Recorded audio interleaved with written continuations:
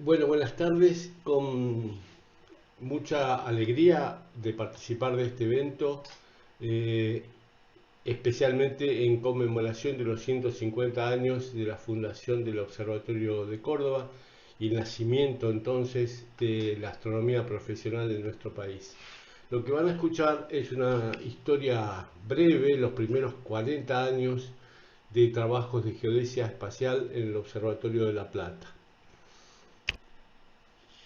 El primer problema y el primer abordaje de La Plata en el tema del rastreo de los primeros satélites tiene que ver con la necesidad que hubo en aquellos años de hacer un seguimiento de los primeros satélites, porque la carrera espacial había llevado a ciertas improvisaciones y se lanzaron los primeros satélites sin tener redes de seguimiento, de traqueo, y fue dificultoso construir órbitas porque los modelos de fuerza no eran totalmente conocidos, así que desde La Plata se hicieron interesantes trabajos de seguimiento, simplemente observando los pasos satelitales en las proximidades de estrellas conocidas, y con esos tiempos y las posiciones de las estrellas era posible construir la trayectoria,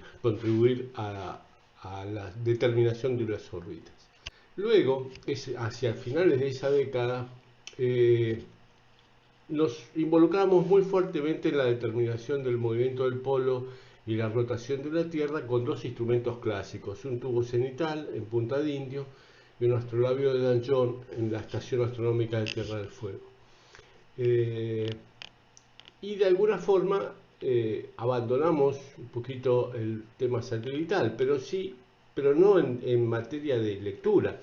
En esos años se produjeron las primeras publicaciones en los que mostraban que la determinación del movimiento del polo también era posible a partir de la observación de satélites, en particular un sistema satelital que se llamó Transit, que basaba su, su traqueo, su rastreo, a partir de la medición del desplazamiento Doppler de las señales que emitían. Inmediatamente vio que esta técnica era competitiva con el desarrollo, con las determinaciones astronómicas, y, y en tal sentido, pronto la Unión Astronómica Internacional, con los geofísicos y los geodestas, organizaron una campaña MERIT para comparar distintas técnicas, en particular las técnicas astronómicas con las que se había determinado la rotación de la Tierra hasta ese momento, y estas nuevas técnicas que venían del Transit, que venían de los satélites láser, y también los primeros trabajos de BLBI. La organización de la campaña principal MERIT en Argentina tuvo entonces una fuerte componente dedicada también al seguimiento de satélites de este sistema Transit, porque había varios receptores en la Argentina. La Plata coordinó la campaña y participó con un receptor en Tierra del Fuego, que luego se constituiría ese punto de Tierra del Fuego en el origen de la red geodésica de la isla. Por supuesto que las conclusiones de esta campaña indicaron que hacia finales de la década del 80 las técnicas tradicionales iban a ser reemplazadas por otras técnicas, o sea que o nos reorientábamos o nos quedábamos sin trabajo, ¿no es cierto? Es interesante que ustedes vean que este sistema de satélites tenía muy poquitos satélites, 7 a 1000 kilómetros de altura. Los pasajes eran muy rápidos, 15 a 20 minutos, y generalmente hacía falta esperar una o varias horas hasta el pasaje siguiente, o sea que no era un sistema de posicionamiento instantáneo como es hoy GPS. Entonces, como decíamos, Argentina aportó a esta campaña los instrumentos astronómicos de La Plata, del OAFA, del Instituto Geográfico, y al mismo tiempo un grupo interinstitucional aportó los receptores Transit e instaló 7 puntos distribuidos en todo el país. el punto de Tierra del Fuego, como les dije, habría de ser el origen de la geodésica. Esta campaña nos puso en el centro de la escena nacional en materia de geodesia espacial. ¿Y por qué la astronomía? Bueno, teníamos la experiencia recogida en los años de trabajos relacionados con la rotación de la Tierra, lo que nos llevaba un conocimiento profundo de los sistemas de referencia internacionales, y al mismo tiempo el rol que juegan las órbitas en las determinaciones satelitales. Esta conjunción de estos dos temas hizo que la astronomía fuera la disciplina más capacitada para abordar el problema del posicionamiento satelital. Nos llevó entonces también a aprovechar esa cantidad de datos que se recogió durante la campaña Merit y construimos nuestro propio sistema o nuestro propio software de posicionamiento y de relajación orbital. Es decir, éramos capaces de utilizar las observaciones satelitales para hacer converger una solución de coordenadas al orden del metro al cabo de algunos días, y también de poner algunos parámetros para mejorar las órbitas que venían transmitidas por los propios satélites. Todo este conocimiento adquirido en base a Transit nos llevó a que en el año 88 lleváramos a cabo un primer seminario sobre GPS. GPS por ese entonces era puramente experimental, tenía muy poquitos satélites en órbita, así que arrancamos prácticamente con la técnica. Y ese seminario es famoso porque participaron de él cerca de 80 asistentes provenientes de distintos lugares del país, y muchos de ellos han sido importantes en el desarrollo de la disciplina a lo largo del tiempo. Por aquellos años también se instaló una baliza del sistema DORIS en la estación de Río Grande, único punto en la Argentina, por aquellos años, y actualmente sigue funcionando modernizada. Es un sistema Transit al revés, en el que son los satélites los que miden el desplazamiento Doppler de la frecuencia generada en la Tierra. Y naturalmente aparece GPS, y GPS nos orienta en distintas direcciones. En primer lugar, nos abrió un camino de cooperación a nivel internacional, a nivel nacional, con oficinas técnicas provinciales, de catastro, etc. El problema vertical también es un problema interesante, como les voy a mostrar enseguida, porque la cota que se determina con GPS o con geodesia satelital usando cualquier técnica no puede ser utilizada directamente como un valor válido para las alturas. Y eso nos puso también en un camino de estudio y de investigación. Al mismo tiempo, cuando uno ha medido y tiene un conjunto de coordenadas precisas, es posible volver a medir con el paso del tiempo y determinar variaciones en esas coordenadas producto de movimientos tectónicos. Al mismo tiempo, la utilidad de la perturbación de la señal para estudios atmosféricos es posible a partir de estaciones permanentes en las que las coordenadas son conocidas y se estudia la perturbación que sufre la señal al pasar por la...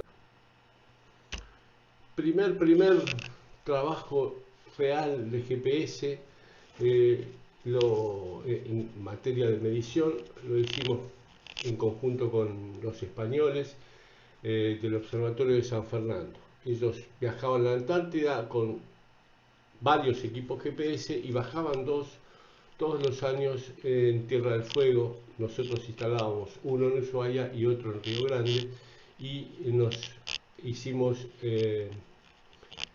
digamos, familiarizamos con la técnica de medición. A la izquierda ustedes tienen la figurita del sistema GPS, nominalmente tiene 24 satélites a mucha mayor altura que lo que decíamos de Transit. Desde el centro de la Tierra, los semiejes de las órbitas tienen aproximadamente 26.000 kilómetros, o sea que están mucho, mucho más altos, y es posible determinar posiciones de forma instantánea en cualquier lugar del globo y con cualquier clima, o sea que uno siempre dispone de una cantidad de satélites suficiente. Vean ustedes la diferencia entre la concepción GPS y la concepción Transit, en la que era necesario esperar varios días para tener un resultado. Bueno, siguiendo con nuestras propias contribuciones, en el 93 se construyó, se diseñó y se midió y se procesó la primera red geodésica provincial medida con GPS en Tierra del Fuego. 20 puntos, como se muestra en la figura, que luego generó aplicaciones científicas. Por supuesto, generó una aplicación inmediata que es la base cartográfica para la isla. No tenía un sistema geográfico y por eso este trabajo se hizo en conjunto con la Dirección de Geodesia de la provincia. Pero generó aplicaciones científicas muy interesantes, como les voy a mostrar luego. Simultáneamente se trabajó sobre el terreno para llevar las cotas sobre el nivel del mar que se medían en los mareógrafos de Río Grande y Ushuaia hasta los pilares donde se medía GPS.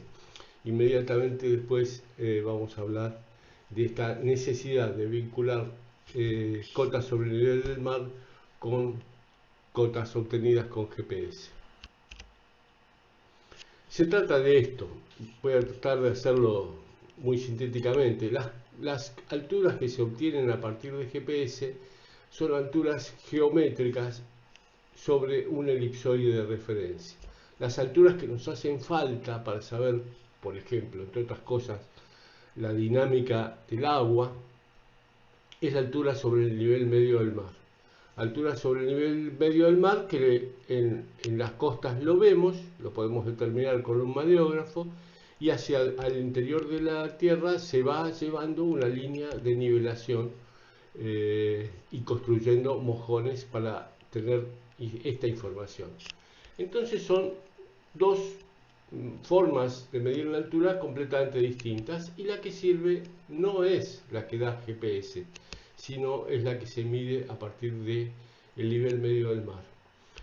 Si en un punto dado uno tiene ambos datos, por ejemplo, porque medimos con GPS sobre un punto con altura conocida, entonces es posible obtener la diferencia entre esas dos mediciones e ir modelando esa diferencia hacia el interior del territorio, y esto nos permite luego corregir las alturas determinadas con GPS con un modelo y determinar la altura sobre el nivel del mar. Esto es una información prácticamente importante.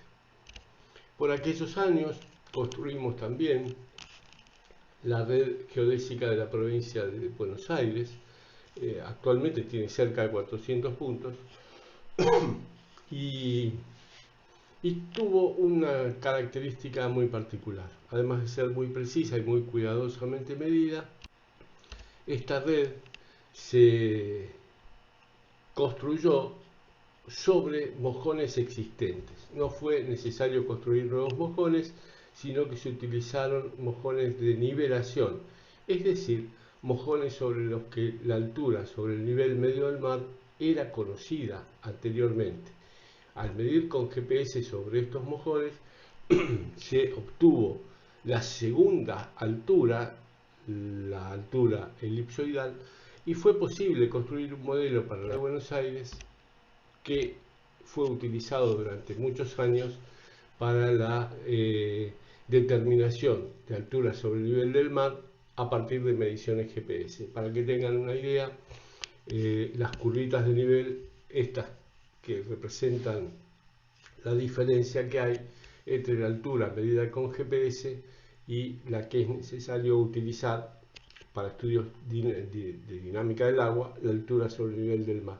Es decir, que si estamos sobre esta línea, por ejemplo, y medimos con GPS, tenemos que restar 17 metros para obtener la altura sobre el nivel del mar. Por supuesto, esto es un mapita y hay un calculador que nos permite estimar esto con una precisión real del orden de los pocos centímetros.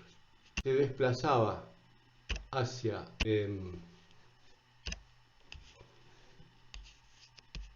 este con una velocidad del orden de los 6 y pico milímetros por año. Actualmente sabemos que este numerito es un poquito más chico, pero para esta primera determinación, año 99-2000, este número fue realmente muy acertado, y fue esta la primera determinación de movimientos hecha por argentinos en nuestro país.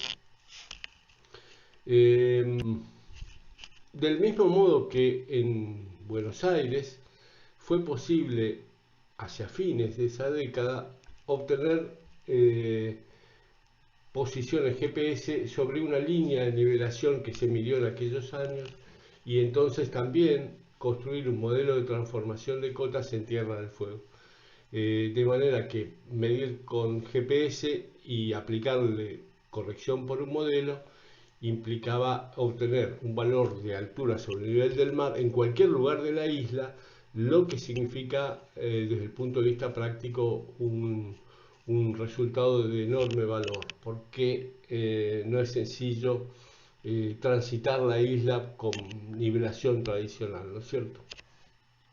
Tiene sectores bastante inhóspitos y bastante difíciles de acceder, y con una simple medición de GPS bien hecha se puede obtener una precisión razonable del nivel del mar.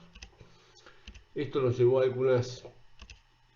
algunos divertimentos, por ejemplo, a tratar de interpretar al lago Fagnano como una superficie de nivel, como si pusiéramos un gran nivel que se acomoda de acuerdo con el nivel medio del mar, y para ello se observaron las variaciones del lago con mareógrafos sumergidos, como este que está abajo, y el comportamiento de la superficie con antenas GPS flotando en boyas, como lo que se ve a la derecha. Con estos trabajos, como se muestra aquí a lo largo de todo el lago, fue posible avanzar en información sobre una zona en el oeste de la isla en la que no había otros datos, no había nivelación ni había GPS, porque es la zona más inaccesible. Entonces, utilizando el lago se contribuyó, se agregó información al modelo de transformación de altura. Por supuesto que estos trabajos no estuvieron exentos de accidentes. Aquí están rescatando un observador caído a las frías aguas del Océano Atlántico en un trabajo que se hizo con mareógrafos sobre la plataforma continental. Bueno, un tema que por aquellos años estaba pendiente para el país era la definición por coordenadas de las 200 millas marinas. Para eso había un comité denominado COPLA para el límite exterior, y ese comité nos involucró junto con el Servicio de Hidrografía Naval en la construcción de una línea de base costera que implicó la medición y procesamiento de 139 puntos desde San Clemente, en provincia de Buenos Aires, hasta Isla de los Estados. Yo creo que fue también un trabajo exhaustivo y muy complejo, dado que había que en cada caso vincularse con una red en la provincia o con una red geodésica nacional, como les voy a mostrar enseguida. Ionosférico y troposférico en base a la propagación de las señales del GPS. Después del 2000 las tesis doctorales se multiplicaron, pero estas particularmente importantes debido al momento en que se hacen, que hacen también nacer una escuela de geodesia científica en La Plata. Digamos que hasta ahí lo que podríamos relatar como historia.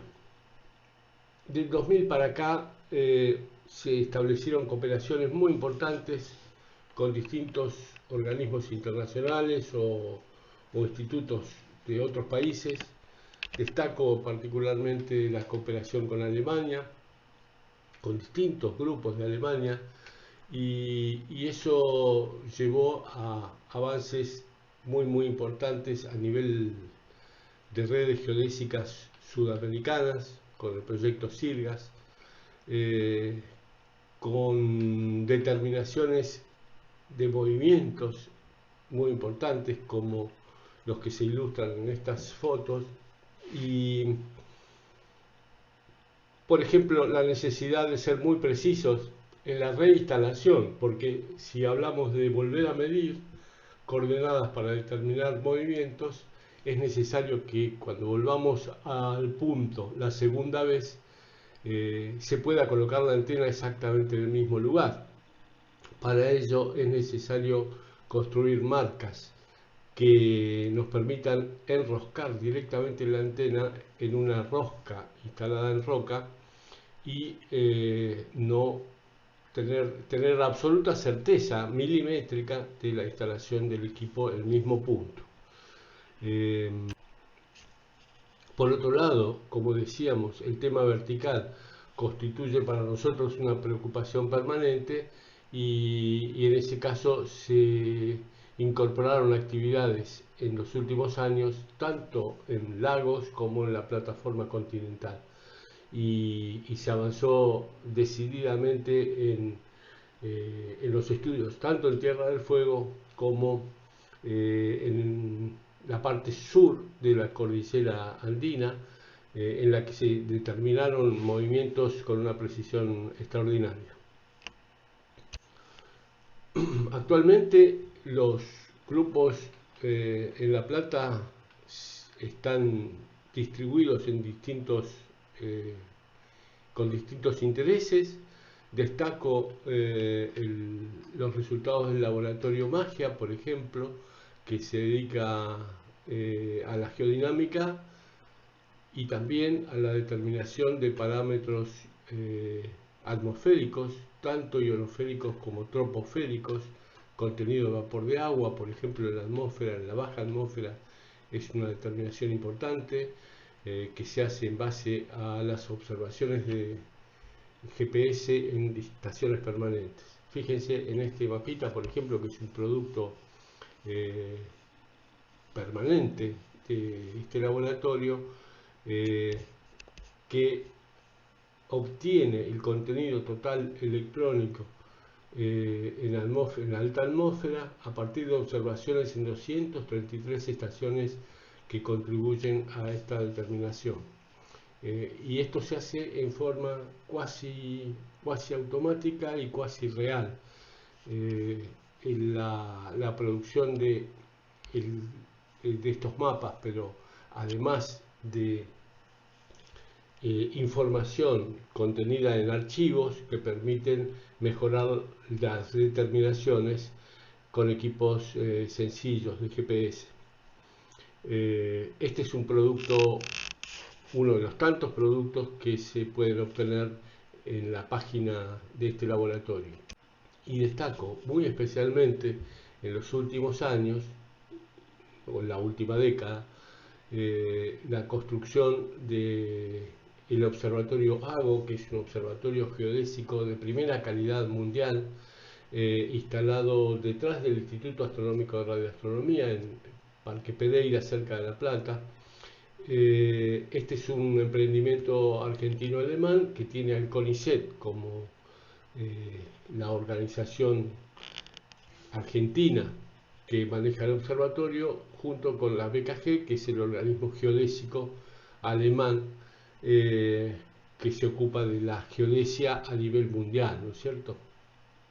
Este observatorio tiene características únicas porque reúne en un mismo sitio por ejemplo, una antena BDBI como la que ustedes ven al fondo, junto con un satélite, perdón, con un telescopio láser para observaciones a satélites que tienen retroreflectores, observaciones meteorológicas, observaciones de GNSS, que es GPS más GLONASS más Beidou más Galileo, es decir, todos los sistemas satelitales de posicionamiento son observados desde aquí.